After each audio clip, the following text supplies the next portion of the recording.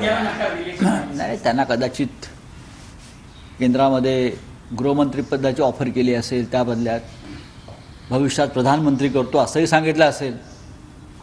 भारतीय जनता पक्ष कोणती आश्वासनं देऊ शकतं ना, पण 140 जागा ज्या पक्षाकडे आहेत, साधारणतः मुख्यमंत्री त्यांचाच होतो आणि मुख्यमंत्री भारतीय जनता पक्षाचा होईल याच्याविषयी माझ्या मनात तरी शंका नाही. आज संसदेचं अधिवेशन सुरू आहे, तुम्ही सगळे विरोधी पक्षांची बैठक देखील 10 वाजता आहे पार्लमेंटमध्ये.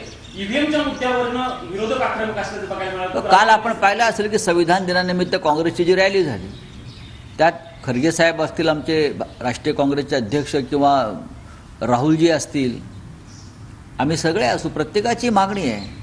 काल सर्वोच्च न्यायालयानं सांगितलेलं आहे, हे मी जे म्हणतोय की आमचा राग का आहे की तुम्ही जिंकल्यावर, सर्वोच्च न्यायालय म्हणते तुम्ही जिंकल्यावर ईव्हीएमची तक्रार करत नाही, हारल्या करता.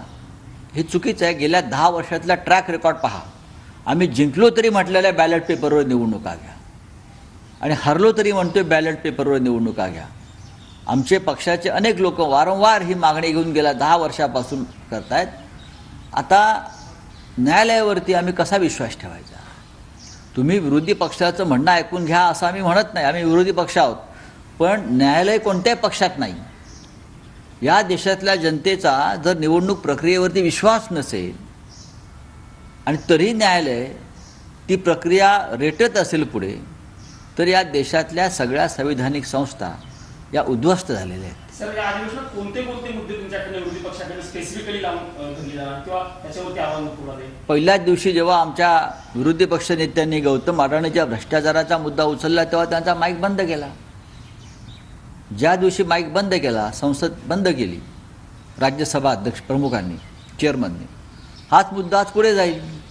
त्यानंतर पाहू, चलिए बोले क्या बात है आपकी. महाराष्ट्र के विधानसभा के रिजल्ट आए, लेकिन अभी तक मुख्यमंत्री कौन है डिसाइड नहीं हुआ है. क्यों इतनी देर? देखिए, उनको भारी बहुमत मिला है. महाराष्ट्र में बीजेपी, शिंदे गुट और अजित पवार गुट को इतना बहुमत मिला है जिसे हम कहते हैं कि 5वीं बहुमत.